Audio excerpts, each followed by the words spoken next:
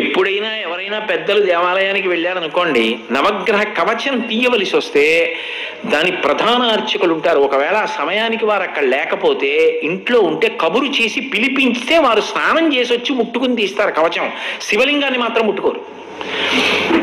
నేను ఎక్కడో చదివాను, మరి పొరపాటున ఒక్కసారి ఒక్క అర్చక స్వామి యొక్క చిటికిన వేలు కొద్దిగా లింగానికి తగిలితే ఆ వేలు బంగారం అయిపోయిందని.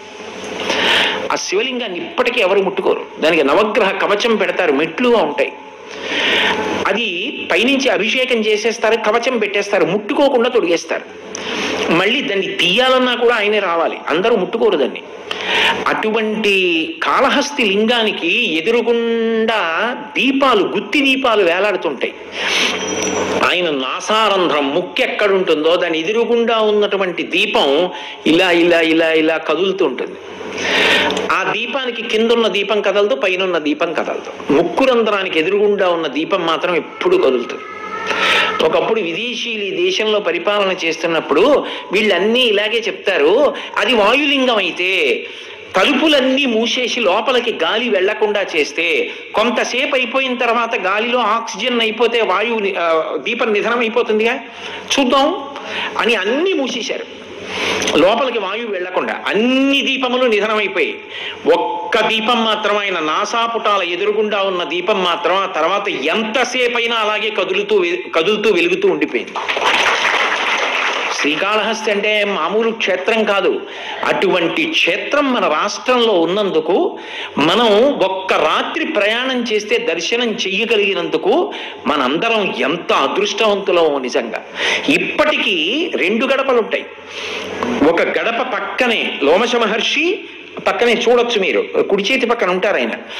అలాగే దూర్జటి, ఇద్దరు ఆ గడప కిందే ఉన్నారు అంటారు. అది దాటుతున్నాం కాబట్టి దాని పక్కన ఇంకొక గొప్ప గడప ఉంటుంది. ఆ గడప దాటి లోపలికి ఎడతారు. శ్రీకాళహస్తి దర్శనం చెయ్యాలి అంటే అంత తేలిక విషయం కాదు. అటువంటి అనుగ్రహం కలగాలి అంటే ఒక్క కారణం చేతనే పొందగలడు. ఏ కారణం చేత అంటే నరమృగ స్వరూపం అని ఉంటుంది విఘ్నేశ్వరుడి దేవాలయం ఎదురుగుండా. ఆ నరమృగ స్వరూపాన్ని స్పృశిస్తారు. ఆ నరమృగ స్వరూపాన్ని స్పృశిస్తే తప్ప శ్రీకాళహస్తి క్షేత్రం లోపల దర్శనం అంత తేలిక కాదు అని చెప్తారు. ఎక్కడైనా సరే శివలింగం పక్కన అమ్మవారు ఉంటుంది, ఎంతో దూరం ఉండదు. సాధారణంగా 99.9% శివాలయాలలో అమ్మవారు శివలింగం పక్కన ఉంటుంది. ఒక్కొక్కచో శివలింగానికి పక్కన వేరు ఆలయంలో ఉంటుంది. కానీ ఒక్క శ్రీకాళహస్తిలో మాత్రం శివుడు పశ్చిమాన్ని చూస్తాడు, అమ్మవారు తూర్పును చూస్తుంది. ఇద్దరు ఇలా నిలబడతారు. ఆయన ఇటు చూస్తాడు, ఆవిడ అటు చూస్తుంది. ఆవిడ జ్ఞాన ప్రసూనాంబ, పువ్వు సూర్యకిరణానికి విచ్చుకోవాలి. ఆవిడ నడుముకి పెట్టినటువంటి వడ్డాణం సర్పవడ్డాణం. ఆ సర్ప వడ్డాణం చూస్తే చాలు రాహుకేతు గ్రహాలు ఉపశాంతిస్తాయంటారు. అంత శక్తివంతం జ్ఞానప్రసూనాంబ అంటే, మహాతల్లి ఆవిడ. అలాగే శివలింగం పశ్చిమాభిముఖం.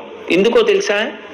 రే, నీ ఆయుర్దాయం అయిపోయిందని గుర్తేమిటంటే ఆఖరి ఊపిరి. అది తీసిందవచ్చు, విడిచిపెట్టిందవచ్చు. జీవితంలో ఒక్కసారి వచ్చి నా దర్శనం ఎవరైనా చేస్తే, పశ్చిమం అంటే సూర్యాస్తమయం కదూ, నీ ఊపిరి అయిపోతున్నప్పుడు ఆఖరి ఊపిరిలో శివనామంగా మార్చి నీ చేత నామం నేను చెప్పించి, నా నామం చెప్తూ వెళ్ళిపోయావన్న పుణ్యాన్ని కట్టబెట్టి నిన్ను నాలో కలుపుకుంటాను అని ప్రమాణం చేస్తాడు. అందుకని పశ్చిమాభిముఖుడై ఉంటాడు. శ్రీకాళహస్తి గొప్పతనం ఏమిటంటే, భక్తుడు కొండ మీద ఉంటాడు, పరమేశ్వరుడు కొండ కింద ఉంటాడు. కన్నప్ప కొండ మీద ఉంటాడు, శివుడు కింద ఉంటాడు. భక్తుడిని నెత్తి మీద పెట్టుకోవడం పరమశివుని యొక్క ఔదార్యం. అందుకే చంద్రుణ్ణి నెత్తి మీద పెట్టుకున్నాడు, గంగమ్మని నెత్తి మీద పెట్టుకున్నాడు. ఎంత తప్పు చేసిన వాడు కానివ్వండి, ఆయన పాదములను నమ్ముకున్న వాడిని నెత్తి మీద పెట్టుకోగలిగిన ఔదార్యం పరమశివుడిది. దానికి ఉదాహరణ కొండ మీద కన్నప్ప ఉండడం, అంతరాలయంలో శివలింగం ఉండడం. అటువంటి మహానుభావుడు చెయ్యలేని ఉపకారం ఏం ఉండదు. ఆయన ఏదైనా చెయ్యగలడు. అందుకే రాహుకేతు పూజలు చేస్తారు. అప్రదక్షిణ క్షేత్రం అదొక్కటే. అప్రదక్షిణ క్షేత్రం అంటే రాహుకేతువులు ఇక్కడికి వెళ్ళి పూజ చేస్తే అనుగ్రహిస్తారు అని గుర్తు ఏమిటంటే గుడిలోకి అప్రదక్షిణంగా వెళ్ళాలి, ప్రదక్షిణంగా వెళ్ళకూడదు, లేదా తిన్నగా వెళ్ళకూడదు. అలా వెడితే పూర్ణ ఫలితం రాదు. అప్రదక్షిణంగా వెడితేనే ఆ క్షేత్రాల గొప్పతనం మన అనుగ్రహిస్తుంది. అందుకే పాతాళ గణపతి ఉంటారే అటువైపు నుంచి వెళ్ళాలి. మూలాధార క్షేత్రాస్థితం అంటారు దీక్షితారు వారు. మూలాధారం అంటే కిందకుంటుంది, గుదస్థానము దగ్గర ఉండేటటువంటి చక్రం. అందుకే పాతాళంలో ఉంటాడు గణపతి. అక్కడ దక్షిణానికి దక్షిణామూర్తి ఉంటారు. ఎంత అద్భుతమైన మూర్తో అసలు దక్షిణామూర్తి. తూర్పుకి జ్ఞానప్రసూనాంబ ఉంటుంది, పశ్చిమానికి శివలింగం చూస్తూ ఉంటుంది. అక్కడ విచిత్రం ఏంటంటే మహాబిల్వం స్థలవృక్షం. అటువంటి చోట ఆ క్షేత్రంలో శంకరుడి యొక్క దర్శనం అనన్య సామాన్యమైనటువంటి విషయంగా చెప్తారు. అదే క్షేత్రంలో సరస్వతీ తీర్థం ఉంది, ఇప్పటికీ ఉంది. నుయ్యి ఉంటుంది. చెంగల్వరాయుడు అని సుబ్రహ్మణ్య సన్నిధానం ఉంది. ఆ చెంగల్వరాయుడి సన్నిధానానికి వెళ్ళేటప్పుడు కుడి చేతి పక్కన ఉంటుంది. పూర్వం బాగా మాటలు రాక ఇబ్బంది పడుతున్న పిల్లలు అటువంటి వాళ్ళతో ఆ సరస్వతీ తీర్థం తాగించేవారు. ఆ విశ్వాసము ఆ భక్తి ఉన్న వాళ్ళని శంకరుడు అనుగ్రహించి ఉండి ఉంటాడు బహుశా. అటువంటి సరస్వతీ తీర్థంతో కూడుకున్నటువంటి క్షేత్రం, 63 మంది నాయనార్లు, స్ఫటికలింగం అన్నీ ఆ క్షేత్రంలో ఉన్నాయి. అంత గొప్పదైనటువంటి శ్రీకాళహస్తి అది వాయువునకు అధిష్టానమైనటువంటి క్షేత్రం. ఇప్పటికీ శ్రీకాళహస్తి క్షేత్రంలో ఒక విశేషం ఉంది. అమ్మవారికి ముందు అభిషేకం, తర్వాత అయ్యవారికి అభిషేకం. ఎందుకో తెలుసా? ఇంట్లో కూడా ముందు ఇల్లాలు స్నానం చేస్తారు. ఆమె స్నానం చేస్తే కదా పూజకి తుడిచిపెట్టడం, ఆయన వెళ్ళేటప్పటికి పూజా సంభారాలు సిద్ధం చేయడం అది బరువు కాదు, ఆమె అధికారం, ఆమె ధరించే మార్గం అది. ఏ పనైనా తగ్గించచ్చు, కానీ నేను తుడిచేసుకుంటాను లేవోయ్ అనకూడదు. నేను తుడిచేసుకుంటాను లేవోయ్ అని ఆవిడ ఒంట్లో బాగుండకపోతే అనొచ్చు. నేనేం ప్రేమని శంకించి చెప్పట్లేదు. భర్తని దైవంగా ఉపాసన చేసినప్పుడు ఆయన పూజకు వస్తున్నాడు అంటే ఆయన వచ్చేటప్పటికా పూజ గది తుడిచిపెట్టడం, ఏదో ఆ నీళ్లు పెట్టడం, ఆ చాప వేయడం, ఆ పువ్వులు అవి దగ్గర పెట్టడం, అవన్నీ ఆవిడ అధికారం. దాని చేత ఆమె ధరిస్తోంది. అందుకే లోకానికి మార్గం చెప్తుంది. ముందు జ్ఞానప్రసూనాంబ అభిషేకం పొందుతుంది, తర్వాత వాయులింగం అభిషేకం పొందుతుంది కాళహస్తిలో. అంత గొప్ప క్షేత్రం వాయువునకు అధిష్టానమై ఉంటాడు. అటువంటి స్వామిని శ్రీకాళహస్తే వెళ్ళి చూడాలని లేదు. ఇక్కడికి వెళ్ళి ఆ ప్రేమతో ఒక్కసారి ఆ స్వామి వంక చూసి నమస్కరించినా కూడా అదే ఫలితం. ఆ భక్తి ప్రకటనము చేత ఎక్కడైనా అనుగ్రహాన్ని వర్షిస్తాడు. కాబట్టి ఇప్పుడు అష్టమూర్తి తత్వంలో వాయువుగా ఆయన చేసేటటువంటి మహోపకారములన్నీ కూడా ఒక రూపంతో మూర్తివంతమైతే, ఈ కంటితో చూడడానికి వీలుగా ఆయన నిలబడితే అది శ్రీకాళహస్తి వాయులింగం. అలాగే ఇప్పుడు నేను పంచభూత లింగాలు పూర్తి చేసి ఉన్నాను. కాంచీపురంలో పృథివీలింగం, జంబుకేశ్వరంలో జలలింగం, అరుణాచలంలో అగ్నిలింగం, చిదంబరంలో ఆకాశలింగం, శ్రీకాళహస్తిలో వాయులింగం. ఈ ఆకాశలింగంతో పూర్తి చేసిన వాడని అవుతాను పంచభూత లింగాలు. చిదంబరంలో ఆకాశలింగం. ఆకాష్ అనేటటువంటిది పంచభూతములలో అన్ని భూతముల కన్నా అత్యంత సూక్ష్మభూతం. సూక్ష్మభూతము అన్న మాటకు అర్థం ఏంటంటే ఏది కంటితో చూడవచ్చో, ఏది చేత్తో పట్టుకోవచ్చో దాన్ని స్థూలభూతం అంటారు. ఒక్కొక్కటి తగ్గిపోతోంది అనుకోండి, బాగా సూక్ష్మం అయిపోతోందని గుర్తు. పృథివీ మీరు కంటితో చూడొచ్చు, చేత్తో పట్టుకోవచ్చు, పైకి తీసి నలపచ్చు, మృత్తిక అవుతుంది, కాబట్టి స్థూలభూతం. దానికన్నా స్థూలభూతం నీరు, కంటితో చూడొచ్చు, కానీ మీరు చేత్తో పట్టుకుంటారన్నారనుకోండి, ఇలా తీసి నీళ్లు దొరకవు, జారిపోతాయి, సూక్ష్మం అయిపోయింది. అంతకన్నా సూక్ష్మభూతం గాలి. చేత్తో పట్టుకుంటానంటే కుదరదు, కంటితో చూస్తానంటే కుదరదు. అందుకే వాయు ప్రాణ సుఖం వాయు, వాయు సర్వమిదం జగత్, వాయునా సంపరిత్యక్తం న సుఖం విందతే జగత్. అసలు సుఖం అంటే వాయువే. ఊపిరి అందట్లేదు అనుకోండి, ఎన్నుంటే ఎందుకండి, ఎందుకు పనికి వస్తాయి? సుఖం అంటే వాయువే. చల్లగా ఉందనుకోండి, హాయిగా కూర్చుంటాం. ఇదే మీలో చెప్పారనుకోండి ప్రవచనం, అమ్మ బాబోయ్ ఎక్కడ కూర్చుంటామండి, వేడి గాలి ఉక్క పెట్టేస్తుంటే అంటారు. అందుకే ఈ కాలం భగవదారాధనకి యోగ్యమైన కాలం. చల్లగా హాయిగా ఉంటుంది, గాలి తగులుతుంటే సుఖం. గాలి వేయలేదనుకోండి బాబోయ్ అంటాడు. ఆ గాలి సుఖం. కాబట్టి వాయు ప్రాణ సుఖం వాయు, వాయు సర్వమిదం జగత్, వాయునాసం పరిత్యక్తం న సుఖం విందతే జగత్. ఆ వాయువు కానీ ఆగిపోయిందా జగత్తుకు సుఖమే లేదు. కాబట్టి అటువంటి వాయువు ఇంకా సూక్ష్మం. నీరు చేతికి దొరుకుతుంది, కంటికి కనపడుతుంది. వాయువు కంటికి కనపడదు, చేతికి దొరకదు, కానీ అనుభవంలోకి వస్తుంది. గాలి తగులుతోందని తెలుస్తుంది, ఊపిరి తీస్తున్నామని తెలుస్తుంది. అంతకన్నా సూక్ష్మం, నీటికన్నా సూక్ష్మం అగ్ని. అగ్ని కంటికి కనపడుతుంది, జ్వాల ఒక్కొక్కసారి కనపడదు కూడా. ఎందుకంటే వేడి అన్ని భూతముల యందు ఉంటుంది, కానీ మంటగా ప్రకాశించకపోవచ్చు, అంతర్హితమై ఉంటుంది. జ్వాలగా పైకి వచ్చిందనుకోండి చూడొచ్చు, మీరు చేత్తో పట్టుకోలేరు, ఓ భరిణిలో పెట్టుకోలేరు, లేదా దాన్ని ఒక ఆకారంలో పట్టుకుందామంటే దొరికేది కాదు. అలాగే గాలి ఇంకా ఇంకా సూక్ష్మం అయిపోతుంది.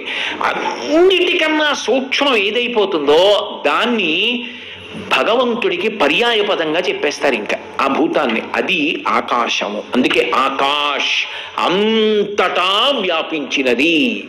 దానికి ఉండే గొప్పతనం ఏమిటంటే అది ముక్కలు కాదు. మిగిలిన ఉన్నాయనుకోండి, పృథివీ నేను తీసుకొచ్చి ఓ బొమ్మ చేశాను అనుకోండి, ఇప్పుడు మట్టితో చేసిన బొమ్మ అనరు, అది సరస్వతీదేవండి అంటారు. అంతేగాని మట్టి అండి అందులో ఉన్నది అనరు, సరస్వతీదేవండి అంటారు.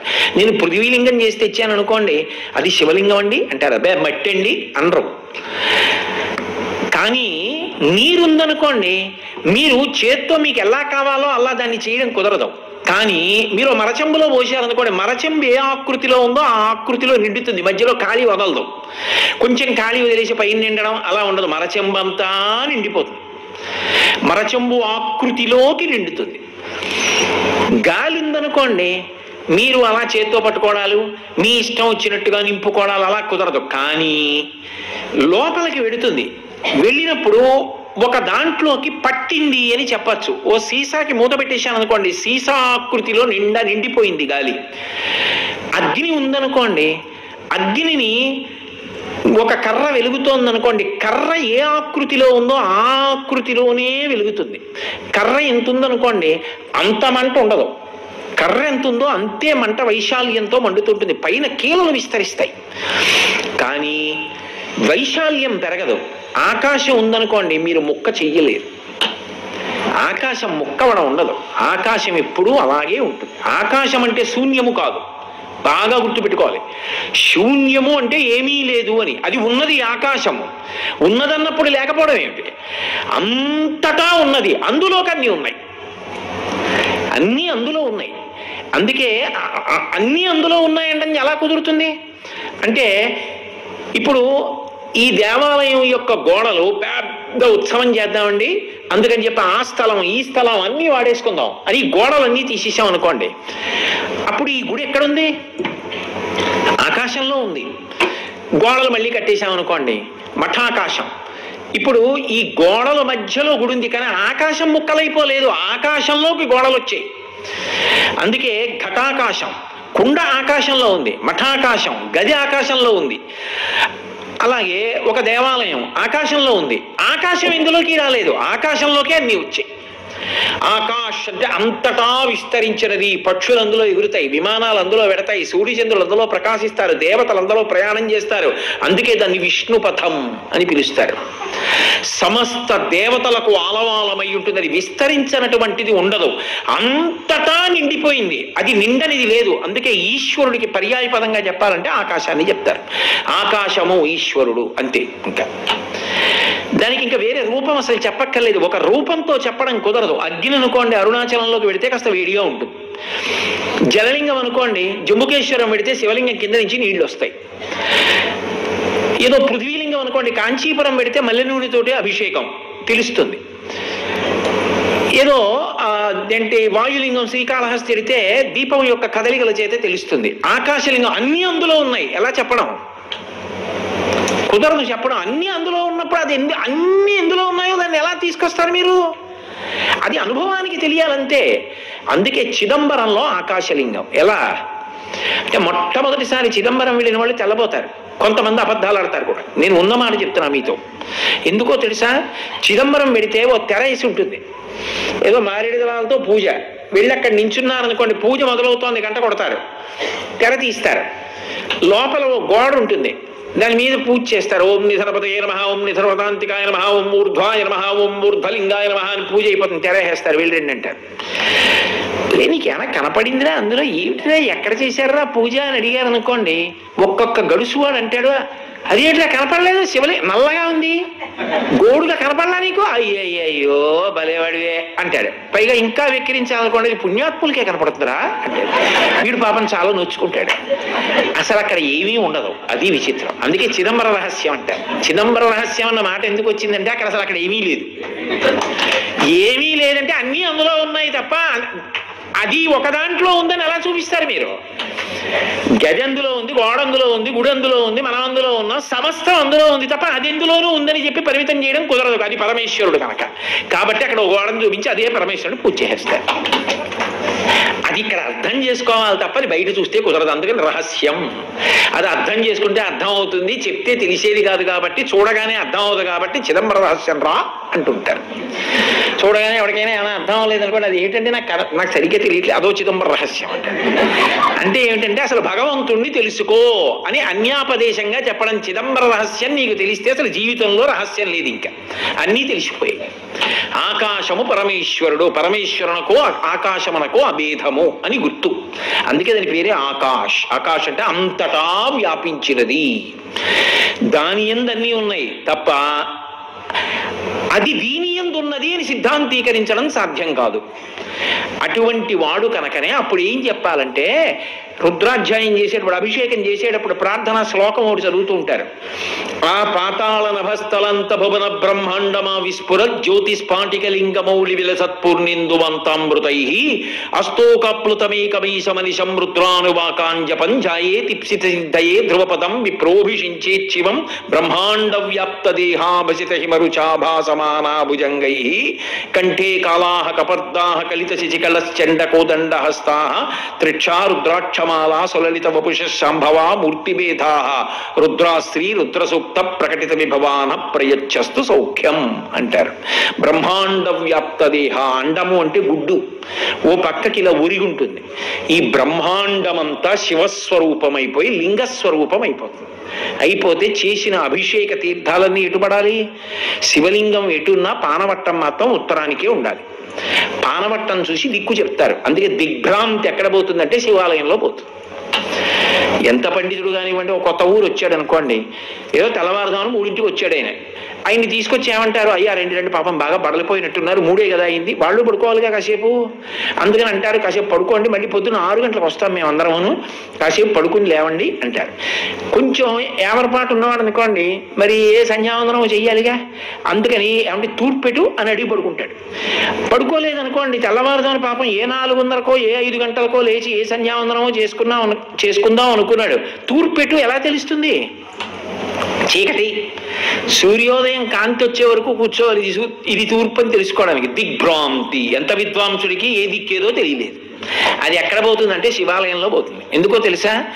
శివలింగం ఎటైనా చూడొచ్చు, మీరు ఎటు బొట్టెడితే అటు చూసిందని గుర్తుంది. నిజానికి శివుడు 5 దిక్కులు చూస్తాడు, తూర్పు, పశ్చిమం, ఉత్తరం, దక్షిణం, పైకి కూడా చూస్తాడు ఆయన. అందుకే సజ్జోజాత అఘోర తత్పురుష వామదేవ ఈశానములని 5 ముఖములు. విష్ణువాలయంలోకి వెళ్ళాననుకోండి, ముందే పూజ, వెనక నుంచి పూజ చేయకూడదు, తప్పు. కరచరణాదులతో ఉన్న మూర్తికి ముందు పూజ, శివలింగానికి అన్ని వైపుల నుంచి పూజ, ఎందుకంటే 5 ముఖాలే, 5 వైపుల నుంచి చేసేస్తారు. కానీ ఆయన ఎటు చూస్తున్నాడంటే మీరు ఎటువైపు బొట్టెట్టారో అటు, ఇంకా నంది ఎటువైపు ఉన్నాడో అటు. అన్ని దేవాలయాల్లోకి శివాలయంలో చాలా గొప్పది ఇది అంటే పశ్చిమాభిముఖం, సజ్జోజాత ముఖం ఉన్నటువంటిది పరమోత్కృష్టమైనటువంటి శివాలయం అని గుర్తు. కాబట్టి ఆగమంలో అంటే మిగిలిన తక్కువని నా ఉద్దేశ్యం కాదు, సజ్జోజాత ముఖం చూస్తూ లోపలికి వెళ్ళడం చాలా చాలా విశేషం. తూర్పుకి చూస్తే తత్పురుష ముఖం అంటారు. కాబట్టి అది చాలా గొప్పది అండి. నేనేం దానికి మళ్ళీ విశేష వ్యాఖ్యలు మొదలు పెట్టకండి. నేను ఏదో ఒక విషయం చెప్పానంతే, ఒక ముఖాన్ని చూస్తూ వెళ్ళడం అన్నిటిలోకి ఉత్కృష్టము అన్నానంతే. మిగిలినవి చూడొద్దని కానీ తక్కువని కానీ నేనేం ప్రతిపాదించట్లేదని మళ్ళీ చెప్తున్నాను మీతోటి. కాబట్టి ఇప్పుడు ఆ శివలింగం బ్రహ్మాండ రూపాన్ని పొందింది. అది చంద్రుడి యొక్క అమృతధారల చేత తడిసిపోయి చల్లగా ఉంది. మరి ఉత్తర దిక్కున అభిషేక తీర్థం పడితే దేవతలు అందరూ తెల్లవారి లేస్తే అభిషేకం చేస్తారు. అవన్నీ ఎక్కడ పడాలి? అందుకే ఉత్తరాన సముద్రం ఉంటుంది. ఆ అభిషేకమే అక్కడ పడింది తీర్థం. అందుకే దూర్జట్ అంటాడు, ఉదయగ్రావము పానవట్టము అభిషేకు తత్ప్రవాహంబు వార్ధి ధరిధ్వాంతము ధూపధూమము జలదీప ప్రభారాశి కౌముది తారానివహంబులద్భుత సుమంబులుగా తమోదూత సఖ్యతమై సీత గభస్తి బింబ శివలింగం ఒప్పే ప్రాచీదిశన్ అన్నాడు. ఈ బ్రహ్మాండమంతా శివలింగమైతే ఉత్తరాన సముద్రం అభిషేక జలాలు.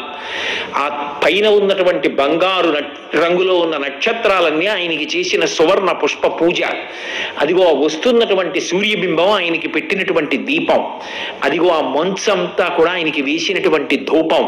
నాకు ఈ బ్రహ్మాండమంతా శివలింగంగా కనపడుతోంది అన్నాడు. కాబట్టి ఆ వ్యాపకత్వము చేత అంతటా నిండిపోయి ఆకాశ వ్యోమవత్వ్యాప్త విహాయ దక్షిణామూర్తయే నమః అంటారు. అది ఆకాశలింగం, అది చిదంబరం. ఇప్పుడు పంచభూతలింగాలయ్యే తర్వాత వచ్చేటటువంటిది సూర్యలింగం. సూర్యుడు మహానుభావుడు, త్రిమూర్త్యాత్మక స్వరూపంగా పరబ్రహ్మంగా కీర్తిస్తాం. శంకరాచార్యుల వారు ప్రశ్నోత్తర మాలికలో ఎవరు సూర్యుడు అని అడిగితే సాక్షాత్ శివ అన్నారు. శివుడే సూర్యుడు. ఆయన వెలుగుల ముద్ద, కాంతి, లోకములకు మహోపకారం చేస్తూ ఉంటాడు. ఒకటి, ఆయన లేనినాడు అసలు ఆరోగ్యం ఉండదు. ఆరోగ్యం భాస్కరాది చేత్. ఆరోగ్యం అంతా దేని మీద ఆధారపడుతుంది అంటే సూర్య భగవానుడి మీద ఆధారపడుతుంది. అందుకే ఈ జాతికి సూర్య నమస్కారాలు చేయడం అనేటటువంటి అలవాటు ఉండేది. కృతఘ్నఘ్నాయ దేవాయ జ్యోతిషాం పతయే నమః, నారాయణ స్వరూపుడుగా కీర్తిస్తాం. మళ్ళీ దాంట్లో మళ్ళీ భేదాలు మనసులో పెట్టుకుని మాట్లాడకండి. ఆ నారాయణుడు ఒకడు, ఆ శివుడు ఒకడు కాడు. మీరు ఎలా అంటే అలా. ఇప్పుడు ఆ సూర్యబింబం త్రిమూర్త్యాత్మకమై వెలిగిపోతూ పరబ్రహ్మస్వరూపంగా కనపడుతుంది. కరచరణాదులతో కనపడడం. ఈ కంటితో చూడడానికి వీలైనటువంటి పరబ్రహ్మస్వరూపం శివస్వరూపం ఆ శివుడు. అందుకే యజుర్వేదం రుద్రాధ్యాయం అభిషేకం చేసేటప్పుడు ఒక మాట అంటారు, అసౌయో వసర్పతి నీలగ్రీవో విలోహిత ఉతైనం గోపా అదృశన్ను దృశన్ను దహార్య అంటారు. ఏమిటంటే ఆ మంత్రానికి అర్థం, శంకరుని యొక్క రూపాన్ని దర్శనం చెయ్యాలంటే ఇక్కడ ధ్యానం చెయ్యాలి. కానీ ఏమీ తెలియనటువంటి వాళ్ళు స్నానం కూడా చెయ్యకుండా ఎక్కడో జలాశయం దగ్గరికి వెళ్ళి కుండతో నీళ్లు ముంచి తల మీద పెట్టుకుని తెల్లవారుజామున ఇంటికి వెడుతున్నటువంటి గోపకాంతలు కూడా స్నానం కూడా చెయ్యకుండా ఏమీ చదువుకోని గోపకాంత తల మీద నీటి కుండ పెట్టుకుని వెడుతుంటే ఆకాశంలో ఎర్రటి కాంతితో కనపడుతున్నటువంటి ఆ శివుడే నీలలోహిత రుద్రుడై ప్రకాశిస్తున్నాడు. ఆ శివరూపాన్ని గోపకాంతలు కూడా చూస్తున్నారు. ఏమీ తెలియని వాళ్ళు కూడా చూస్తున్నారు. అది శివస్వరూపం. అందుకే నమస్తామ్రాయచ, ఎర్రటి కాంతితో ఉదయం వేళ ప్రకాశిస్తాడు. అది తామ్రవర్ణం.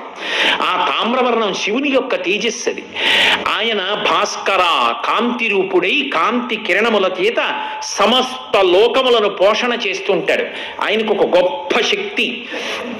ఆయన అన్ని ప్రాణుల యొక్క రెండు కళ్ళు తెరుచుకునేటట్టు చేస్తాడు, రెండు చేతులు ముడుచుకునేటట్టు చేస్తాడు. అది శివస్వరూపంగా లోకానికి చేసే అనుగ్రహం.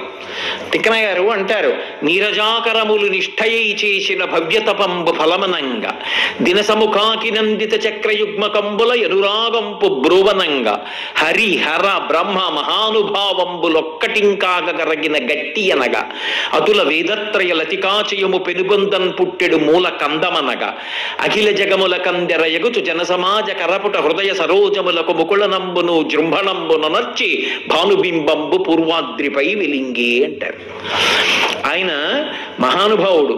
నీరజాకరములు నిష్ఠయై చేసిన భవ్యతపంబు ఫలమనంగా రాత్రంతా నీటిలో నిలబడి పద్మాలు మొగ్గల్లా ఇలా చేతులు పైకెత్తి శివా మాకు దర్శనమివ్వండి అని తపస్సు చేస్తే సూర్యబింబం రూపంలో దర్శనమిస్తే ఇలా విచ్చుకుంటాయి. అప్పుడు అవి ఇలా అంటాయి. ఇలా అన్నప్పుడు అది పద్మమైంది తపస్సు చేస్తే. ఆయన యొక్క అనుగ్రహం చేత, అందుకే సూర్యకిరణం తాకితే విచ్చుకుంటుంది. నిరజాకరములు నిష్ఠయై చేసిన భవ్య తపంబు ఫలమనంగా దినసముఖాకి నందిత చక్రయుగ్మ కంబులయనురాగంపు బ్రూవనంగా. చక్రవాక పక్షులకు లక్షణం ఉంటుంది, వాటికి చీకటి పడింది అనుకోండి కళ్ళు కనపడవు, వాటికి విపరీతమైనటువంటి ప్రేమ. ఆ ఆడపక్షి మగపక్షి కోసం కువ్వ కువ్వ కువ్వ కువ్వలాడుతుంది, మగపక్షి ఆడపక్షి కోసం కువ్వ కువ్వ కువ్వ కువ్వలాడుతుంది. కానీ అది ఎక్కడుందో దీనికి కనపడదు, ఇది ఎక్కడుందో దానికి కనపడదు. రాత్రంతా ఆయన కోసం ఆవిడ కోసం ఆయన పరితపిస్తూ ఉంటారు. తెల్లవారేటప్పటికీ శివ ఎప్పుడు కనపడతారు, శివ మీరు కనపడితే మా ఆయన కనపడతారు, శివ ఎప్పుడు కనపడతావు, శివ నువ్వు కనపడితే మా ఆవిడ కనపడుతుందని వాళ్ళు తపస్సు చేస్తే ఒకళ్ళకొకళ్ళు కనపడేటట్టుగా ఆయన వెలుతురు పడగానే ఇక్కడున్నావా అంటే అక్కడున్నారా అని కౌలించుకుంటాయిట. కాబట్టి దినసముఖాకి నందిత చక్రయుగ్మ కంబులయనురాగంపు బ్రూవనంగా హరిహర బ్రహ్మ మహానుభావంబులొక్కటింకాగరగిన గట్టి అనగా. సృష్టికర్త స్థితికర్త ప్రళయకర్త ముగ్గురి యొక్క తేజస్సులు కలిసి ముద్దైపోతే వచ్చిన ఎర్ర బంతిలా గట్టి అనగా. అతుల వేదత్రయ లతికాచయము పెనుబొందన్ పుట్టెడు మూల కందమనగా. 4 వేదములనేటటువంటి 3 తీగలు ఏ దుంపలోంచి పైకొస్తున్నాయో ఆ దుంపల. అఖిల జగముల కంజర ఎగుచు, అన్ని జీవుల యొక్క కన్ను తెరుచుకుంటుంది. మహానుభావుడు ఎలా అన్నాడో కానీ ఎంత భావుకతో. దేవులపల్లి కృష్ణశాస్త్రి గారు తెల్లారిపోయింది పల్లె లేచింది అంటాడు. మనుషులు లేచారనాలా పల్లె లేచింది అనాలా?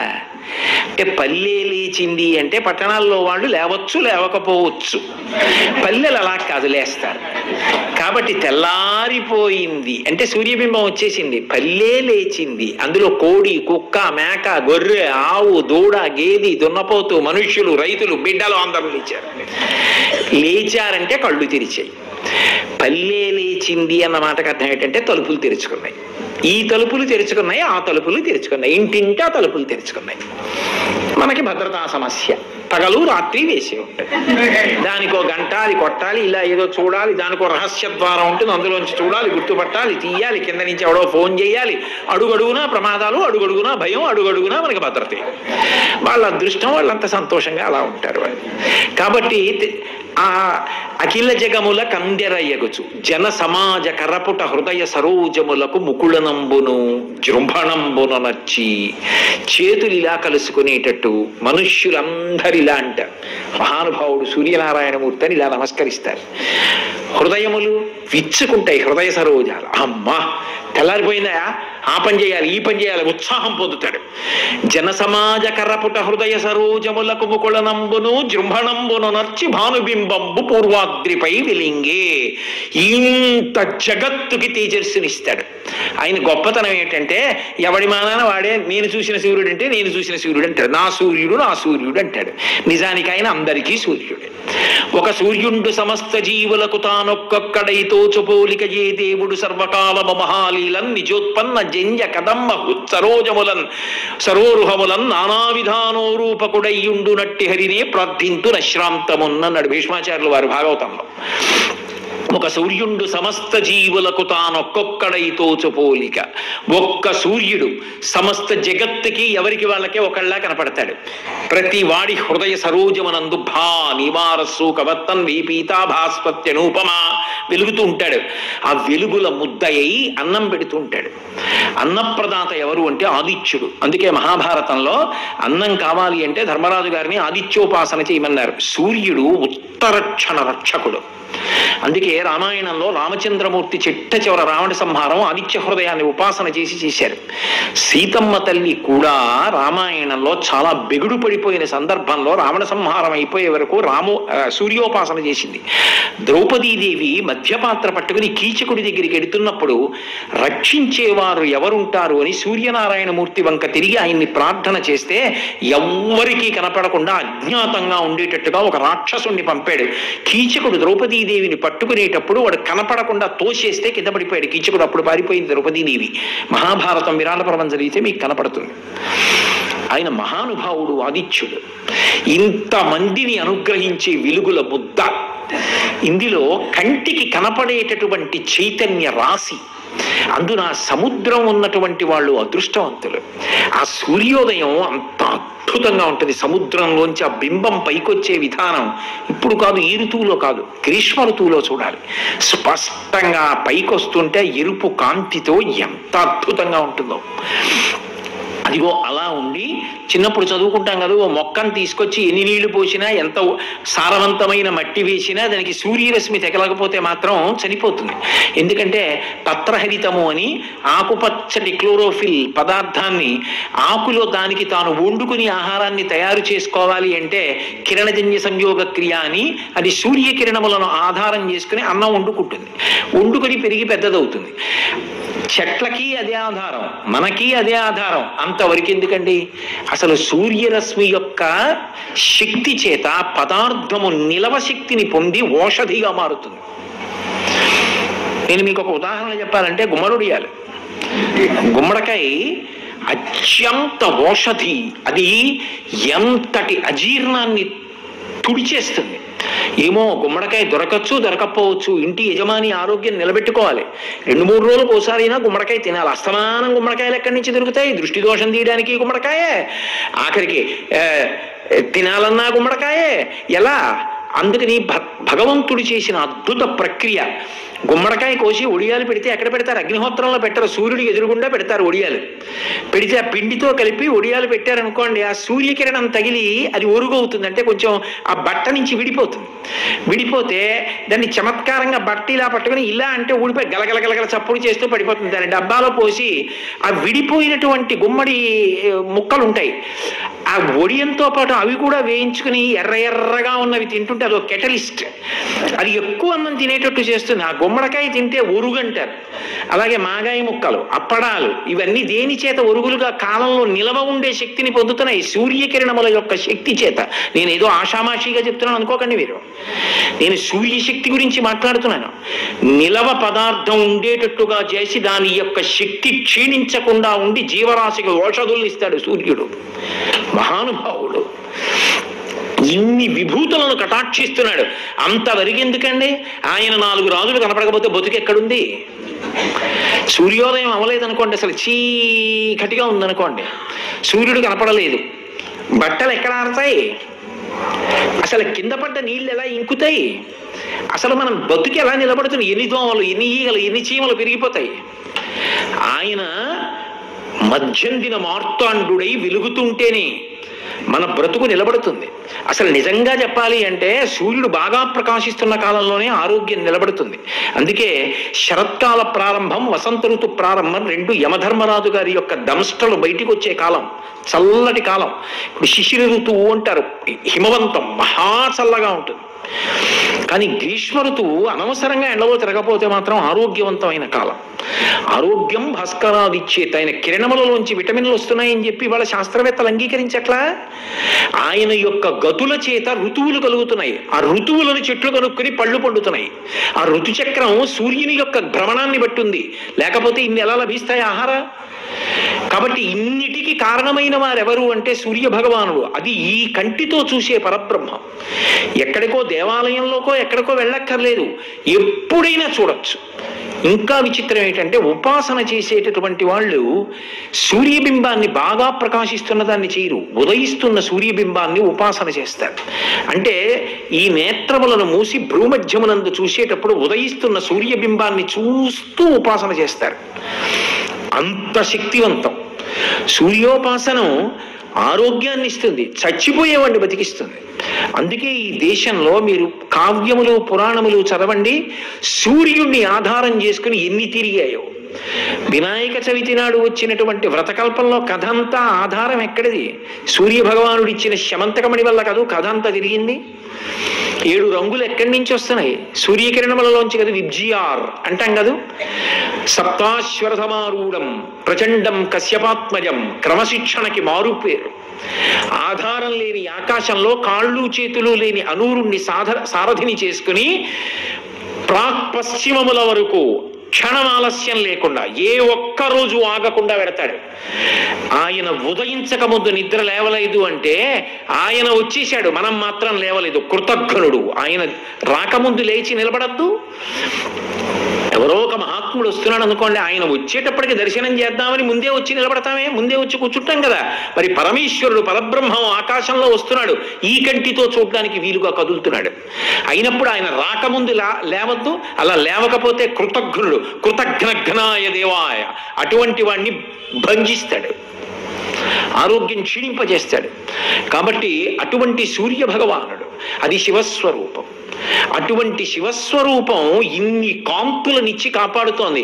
అది శివస్వరూపమే అనడానికి గుర్తేమిటి అంటే కోణార్కలో సూర్యలింగంగా ఉంటాడు. ఇన్ని విభూతులనిస్తున్న వాణ్ణి బాగా దగ్గరగా వెళ్ళి చూడాలి. ఆయన్ని ముట్టుకోవడం కుదరదు, స్పృశించలేరు. కొద్ది సమయం దాటితే కంటిని విప్పి చూడలేరు. కానీ అసలు ఆయన గురించి చేసినటువంటి వర్ణనలు చదువుతుంటే చాలా ఆశ్చర్యజనకంగా ఉంటాయి. అబ్బో, రామాయణంలో వాల్మీకి మహర్షి ఆయన మీద చేసినటువంటి వర్ణనలు ఎంత అద్భుతంగా ఉంటాయో. ఒకచో అంటారు, ఆయన మళ్ళీ అస్తమయ సమయంలో, సూర్యాస్తమయంలో పశ్చిమ దిక్కుకు వెడుతుంటే ఆకాశం అంతా ఎర్రపడుతుంది పశ్చిమ దిక్కున. ఎందుకు అలా అవుతుంది అంటే, ఆయన కన్నా ముందు అరుణోదయం అని అరుణుడు ఉదయిస్తాడు, అందుకనే అరుణోదయం నిజానికి. అలాగే అస్తమయ సమయంలో ఎందుకు ఎరుపు అంటే, చమత్కారంగా ఓ కవి అన్నాడు, ఆయన వెళ్ళారు పని మీద, అయినా మరి ఉద్యోగం కదూ, ఖచ్చితంగా తిరగాలాయే లోకాలను అనుగ్రహించడానికి. ఇంకా సాయంకాలం అయింది, ఆఫీసులో పనుందని మామూలు వాడైతే రాడేమో కానీ ఆయన మాత్రం ఖచ్చితంగా వచ్చేస్తారు ఇంటికి. అందుకని చెప్పి ఆయన వచ్చే వేళ అయిందని ఆ పశ్చిమ దిక్కు అనబడేటటువంటి కాంత భర్త కోసం ఎదురు చూస్తూ నించుంటుందిట. రథంలో ఆయన వచ్చేస్తుంటే భర్తని చూసేటప్పటికీ ఆమె సంతోషం వచ్చి బుగ్గలు ఎరిపెక్కి అనురాగపు కాంతులు వస్తే దాని చేత ఆకాశం ఎర్రబడిందయా. ఎర్రటి బింబం ఎలా ఉంది అంటే, కురిపీసిన వాడికి కట్టు కడితే అందులోంచి నెత్తురు కొంచెం పైకి చిమ్మితే ఎలా ఉందో సూర్యబింబం ఎర్రగా అలా ఉంది, కట్టు కట్టినట్టు అన్నారు వాల్మీకి మహర్షి. ఇన్ని వర్ణనలు చేశారు. అసలు సూర్యోదయ వర్ణన, సూర్యాస్తమయ వర్ణన లేకుండా మీకు ఏ కావ్యం, ఏ పురాణం కనపడదు. సమస్త జగత్తుకి జీవనం ఆయనే కదండి. అది శివస్వరూపం. అది మన ధర్మానికి ఉన్న గొప్పతనం. మనం అనుభవిస్తున్న ఏ అనుగ్రహాన్నైనా భగవంతుడిగా అనుగ్రహించి ఆయన పరమేశ్వరుడు అన్న ఉద్దేశ్యంతో కృతజ్ఞతతో బతకడం ఈ జాతి లక్షణం. అంతేగాని అవన్నీ ఏముందండి అని చెప్పి స్వతంత్రించి నిర్లక్ష్యంతో బ్రతకడం ఈ జాతికి తెలియదు. అందుకే కోణార్కలో సూర్యలింగం, చంద్రుడు, చంద్రుడిగా ఉండి లోకాన్ని అనుగ్రహించేటటువంటి వాడు పరమేశ్వరుడు. చంద్రుడికి ఎన్నో పేర్లున్నాయి. అందులో మొట్టమొదటి పేరే ఏది అంటే హిమాంశు. ఆయన పేరు హిమాంశు. హిమాంశు అని ఎందుకంటారంటే ఎప్పుడు చల్లగా ఉంటాడు. అసలు భగవత్ స్వరూపం ఎక్కడ చెప్పండి? సూర్యుడు చంద్రుడు కన్నులుగా చెప్తారు. అది ఎవరికి చెప్పండి? శ్రీ మహావిష్ణువుకి చెప్పారనుకోండి, క్షీరోధన్వత్ ప్రదేశే శుచిమణి విలసత్సైకతే మౌక్తికానాం మాలా క్లుప్తా సనస్త స్ఫటిక మణినిభైర్ మౌక్తికైర్ మండితాంగ శుభ్రైరభ్రైరదభ్రైరుపరివిరచితైర్ముక్త పీయూష వర్షైః ఆనందీన పునీయాత్ తరినళన కదా శంఖపాణిర్ముకుంద భూః పాదౌ అని సూర్యచంద్రౌ చ నేత్రే, సూర్యచంద్రులిద్దరూ ఆయన కన్నులు అంటారు. పరమశివుడి విషయం చెప్తే వందే శంభు ఉమాపతిం సరగురుం వందే జగత్కారణం వందే పన్నగభూషణం మృగధరం వందే పశూనాం పతిం వందే సూర్య శశాంక వన్ని నయనం అంటారు. సూర్యచంద్రులిద్దరూ ఆయనకి కన్నులు. అమ్మవారిని చెప్తే సూర్యచంద్రులిద్దరూ ఆవిడికి తాటంకములు. అందుకని తపనోడుపమండల, ఆ తల్లి కన్ను మూసిందా సూర్యచంద్రులు ఇద్దరు అస్తమిస్తారు కాబట్టి లోకములు ప్రళయానికి వెళ్ళిపోతాయి. అందుకే ఆ విన్మేష నిమిషోత్పన్న విపన్న భువనావళి. భగవంతుడు అంటే సూర్యచంద్రులు ఇద్దరు కన్నులుగా చెప్తారు. నిజానికి సూర్యుడు ప్రాణవాయువు, చంద్రుడు అపానవాయువు. సూర్యుడు కన్ను, చంద్రుడు మనస్సు. అందుకే చంద్రమా మనసో జాత చక్షో సూర్యో అజాయత ముఖాదింద్రశ్చాగ్నిశ్చ ప్రాణాత్ వాయురజాయత అంటూ పురుష సూక్తం వేదం. కాబట్టి అటువంటి చంద్రుడు మనసుకి అధిపతి అయి ఉంటాడు. మనసు సంకల్ప వికల్ప సంఘాతం, అది పైకి దొరికేది కాదు. కానీ అందుకే చంద్రకళల్ని బట్టి సముద్రం పొంగడం, వెనక్కి వెళ్ళడం ఉంటాయి. చంద్రుడి యొక్క కళల్ని బట్టి ఉన్మాది పౌర్ణమి వస్తే ఊపులో ఉంటాడు, అమావాస్య వస్తే చాలా నీరసంగా ఉంటారు. చంద్రుడు మనసు మీద తిన్నగా ప్రభావం చూపిస్తాడు. చంద్రుడు అమృత కిరణుడు. శంకరాచార్యులు వారు సౌందర్యలహరిలో 1కి 10 మాటలు హిమకరహ హిమకరహ హిమకరహ అంటారు. చల్లటి కిరణములు ఉన్నవాడు హిమాంశు. ఇంకా సూర్యుడు మధ్యాహ్న కాలంలో చూడలేం, చంద్రుడు ఎప్పుడూ చల్లగా ఉంటాడు. అసలు ఎక్కడైనా అందము అంటే చంద్రబింబంతో పోలుస్తారు. అందుకే చంద్రానన చంద్రుడి వంటి ముఖముగలిగినది అని వర్ణిస్తారు. చల్లటి కాంతితో అందరినీ సేద తీరుస్తాడు. లోకానికి అంతటికీ మేనమామ ఎవరు అంటే చంద్రుడే. ఎవరిని చూడండి, చంద్రుడు మేనమామ అని, అదిగో చందమామ చందమామ అంటారు. చందమామ చందమామ అండల్లో అర్థం ఏంటి? దానికి అర్థం అంటే చంద్రుడికి చెల్లెలు ఎవరు? లక్ష్మీదేవి. ఆ ఇంట నారాయణమూర్తి తండ్రి, లక్ష్మి తల్లి. కాబట్టి ఆమె తమ్ముడు చంద్రుడు, కాబట్టి పిల్లలకి చందమామ. అంటే దాని అర్థం ఏమిటి? కన్యాదానం చేసినప్పుడు ఏమని కన్యాదానం చేశారు? తండ్రి, ఈమె నా కూతురు లక్ష్మీ స్వరూప, నువ్వు నారాయణమూర్తివి, కాళ్ళు కడిగి కన్యాదానం చేస్తున్నాను, లక్ష్మీనారాయణుల్లా బతకండి, ఆ ఇల్లు వృద్ధిలో ఉండాలి. అయినప్పుడు ఆమె తమ్ముడు చంద్రుడు మామయ్య, అందుకని పిల్లలందరికీ చందమామ. కానీ మళ్ళీ వీళ్ళు పెద్దవాళ్ళైతే మళ్ళీ వీళ్ళావిడికి చందమామ, ఎప్పటికీ మామే ఆయన. అదో చమత్కారం. ఎందుకంటే అంత చల్లటి వాడు కదా, అందరూ మేనమామగానే ఆయన్ని భావన చేస్తారు. అందరికీ ఆయన అన్నదమ్ముడే. అందగత్తెలు ఎక్కడున్నా చంద్రాననలే, చంద్రవదనలే. అంత చల్లటి కిరణములు కలిగిన వాడు, అంతగా మనసుని సేద తీర్చగలిగినటువంటి వాడు. అదొక్కటే కాదు, బాహ్య సౌందర్యం కాదు, ఆయన యందు ఒక విశేష లక్షణం ఉంది. ఓషధీతత్వాన్ని ఆయన కిరణములు కల్పిస్తాయి. ఓషధి తయారవ్వాలంటే ఆయన వలనని. ఓషధి అన్న మాటకు అర్థం ఏమిటంటే, మీరు ఏదైనా ఒక దాన్ని కొంతకాలం నిలవ చేసి తర్వాత అగ్ని సంపర్కం ఉండకూడదు, అగ్ని తగలకుండా నిలవ చేసి మళ్ళీ పట్టుకెళ్ళి దున్ని భూమిలో వేస్తే అది మొలకెత్తాలి. మొలకెత్తి ఒక్క గింజ వేస్తే కంకులోంచి ఇన్ని గింజలు వస్తే దాన్ని ఓషధి అంటారు. ధాన్యానికి ఓషధీ శక్తి. ధాన్యం కొన్ని తినేసి కొన్ని గాదిలో పెట్టి ఆ ధాన్యం పట్టుకెళ్ళి మళ్ళీ భూమి దున్ని వేసి నీళ్లు పెట్టారనుకోండి, అందులోంచి వరి మొలకలు వస్తాయి, దానికి కంకు వస్తుంది. ఒక్కొక్క కంకులోంచి చారడి చారడి ధాన్యం వస్తుంది, అది ఓషధి అంటారు. ఆ ఓషధీ తత్వం లేకపోతే జగత్తు నిలబడదు. ఒక్కసారి పండిందంతా తినేసామండి, నిల్వ చేస్తే ఇంకా మళ్ళీ అది విత్తనం వేస్తే ఇక పండదండి అన్నారు అనుకోండి, ఎలా? ఇంకా మళ్ళీ ఆ చెట్టు ఎలా వస్తుంది? ఓ మామిడి పండు తినేసి టెంక ఆరేసాను అనుకోండి, అది అలా భూమిలో పడి ఉంటుంది. వర్షాకాలం వచ్చి తగిలింది అనుకోండి, నీటి చుక్క మామిడి మొక్క పైకి వస్తుంది. అది ఓషధి. చంద్రకిరణముల చేత ఆ శక్తిని రక్షిస్తాడు, అందులోంచి ప్రత్యుత్పత్తి శక్తి కాపాడబడుతుంది. అది ఓషధీ శక్తి అంటారు, భేషజీ అంటారు. అది లేదనుకోండి సృష్టికి అన్నం దొరకదు.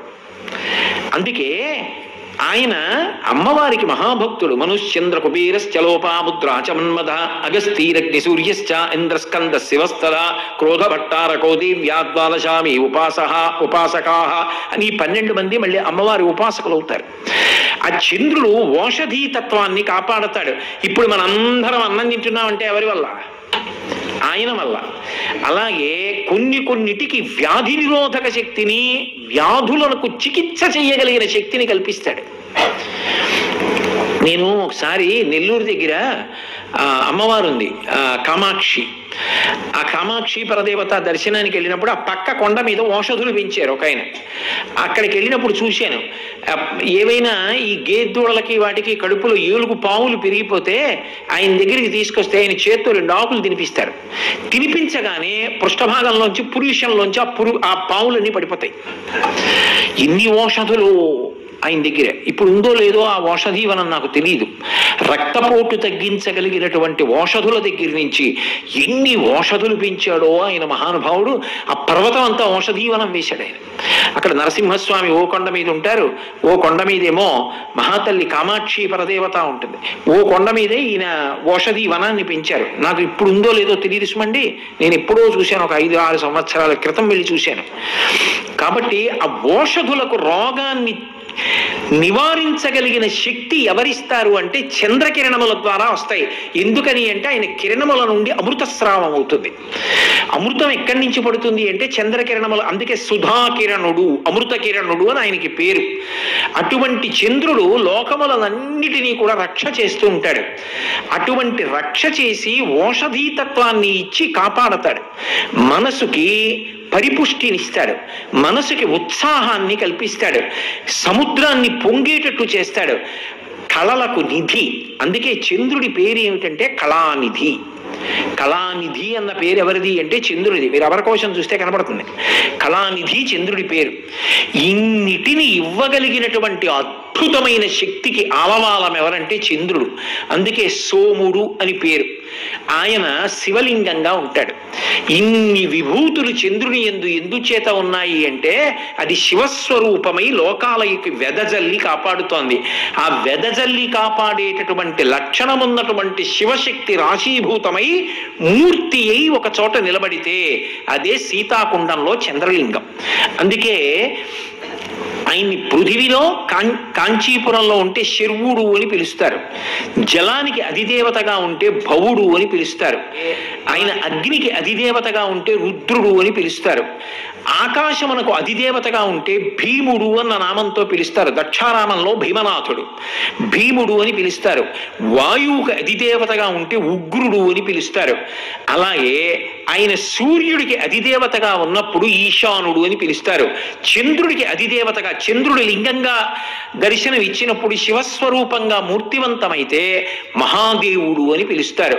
అందుకే ఈ 8 శివస్వరూపాలు. అందుకే శివ పూజ చేయడానికి నిజానికి అన్ని నామాలు వాడక్కర్లా. ఈ 8 నామాలే అష్టమూర్తి. భవాయ దేవాయ నమః, శర్వాయ దేవాయ నమః, ఈశానాయ దేవాయ నమః, పశుపతయే దేవాయ నమః, రుద్రాయ దేవాయ నమః, ఉగ్రాయ దేవాయ నమః, భీమాయ దేవాయ నమః, మహతే దేవాయ నమః.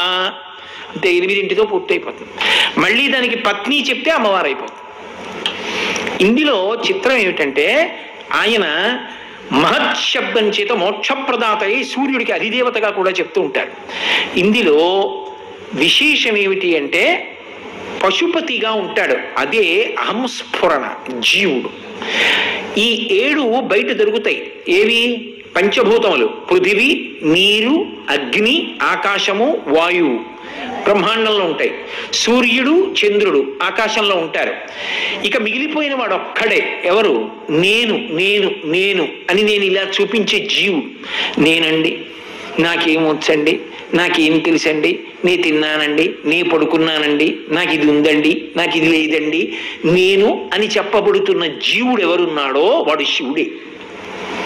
అందుకే పశుపతినాథులో యజమానలింగంగా ఉంటాడు. 5 ముఖాలతో ఉంటాడు పశుపతినాథులో. ఆ పశుపతినాథ్, పశుపతి అన్న పేరు ఎందుకు వచ్చింది అంటే మనందరినీ మీరు క్షమించగలిగితే అందరినీ పశువులని పిలుస్తారు శాస్త్రంలో. మనం అందరం ఎందుకు పశువులం అయ్యామంటే పాశము చేత కట్టబడిన దానిని పశువు అని పిలుస్తారు. అది ఒక పాశం వేసి కడతారు. మెళ్ళో తాడు వేసి తీసుకొచ్చి కట్టాననుకోండి పశువు అంటారు. మనకి ఒక పాశం ఉంటుంది. ఏమిటి ఆ పాశం? కర్మపాశములు ఉంటాయి. మనం గత జన్మలలో చేసుకున్నటువంటి పాపపుణ్యములనేటటువంటి కర్మలను అనుభవించడానికి ఒక విభూతితో ఏదో వీడై పుట్టాడు అన్న పేరుతో కర్మపాశములు మెడలో వేసి జన్మ అనేటటువంటి రాటకి కడతాడు పరమేశ్వరుడు. ఇలా కట్టబడి ఉన్నంతసేపు పశువు అవుతాడు. అలాగే తిరుగుతుంటాడు. ఆ పశువు యొక్క పాశం ఎవరు తీసేయాలి? నందీశ్వరుడు కాదు. పశుపతినాథ్ అంటే బాగా గుర్తుపెట్టుకోవాలి మీరు. జీవుడు పశువు. అందుకే శంకర భగవత్పాదులంతటి వారు పశుమాం సర్వజ్ఞ ప్రథిత కృపయా పాలయ విభో అంటారు. పరమశివుడు పశుపతి.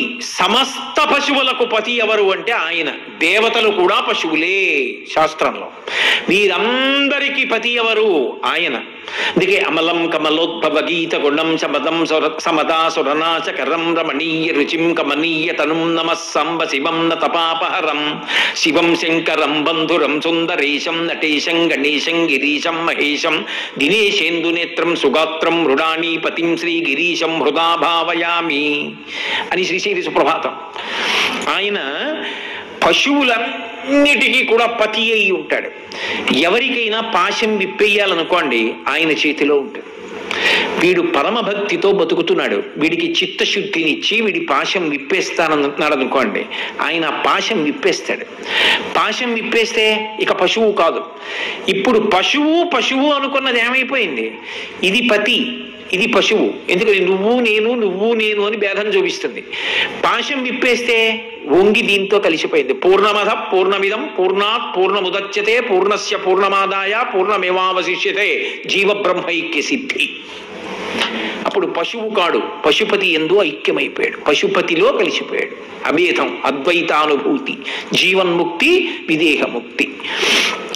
ఆ పాశములు విప్పగలిగిన వాడెవడో వాడు పశుపతి. అప్పటి వరకు నేను జీవుణ్ణి అనుకుంటాడు.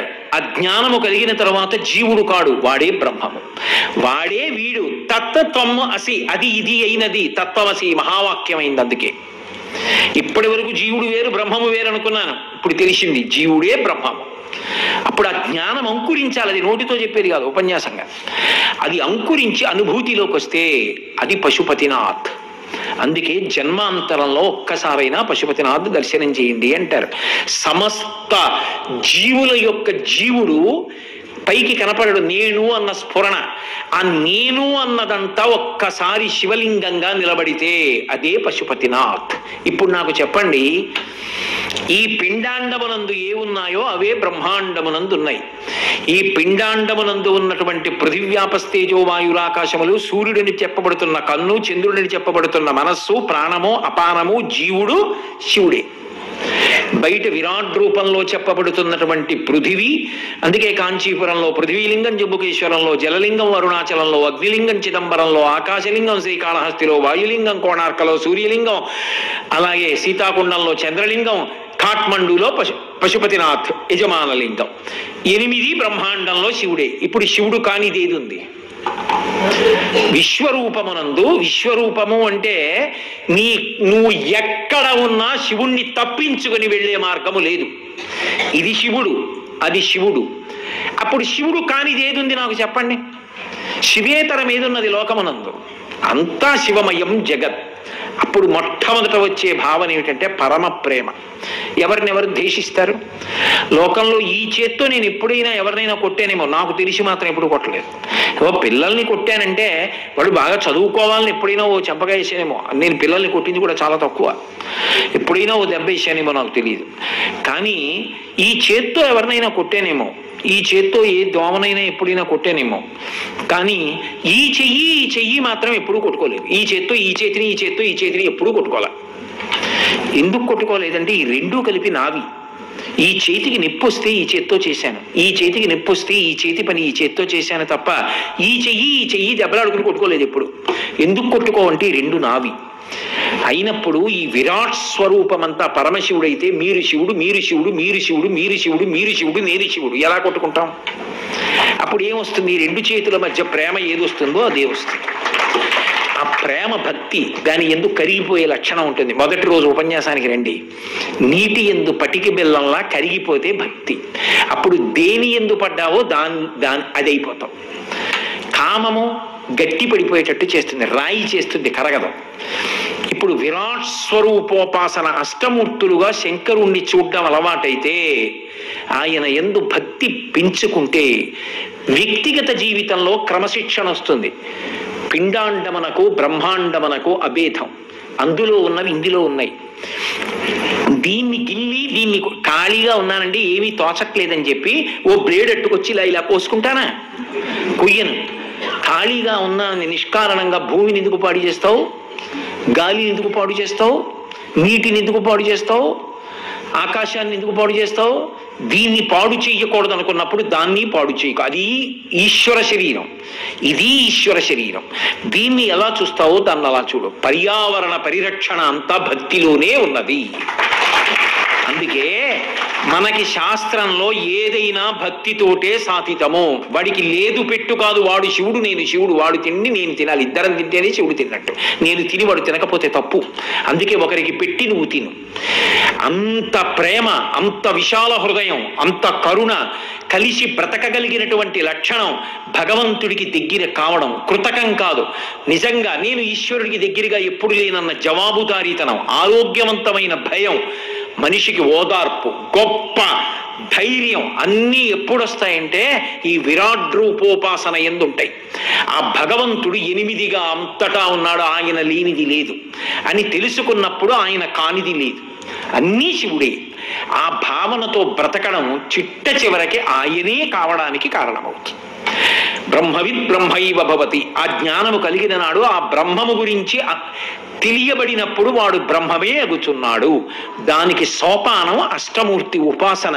అందుకే ఎప్పటి నుంచో భారతదేశంలో పరమశివుణ్ణి అష్టమూర్తులుగా ఉపాసన చేయడం, ఈ 8 లింగాల్ని జీవితంలో తప్పకుండా దర్శనం చెయ్యడం అనుచానంగా వస్తున్నటువంటి సంప్రదాయం. అటువంటి అష్టమూర్తి తత్వం గురించి గత 4 రోజులుగా మీకు నేను పరమశివుడు నా చేత పలికించినంత మేర ప్రవచనం చేసి ఉన్నాను.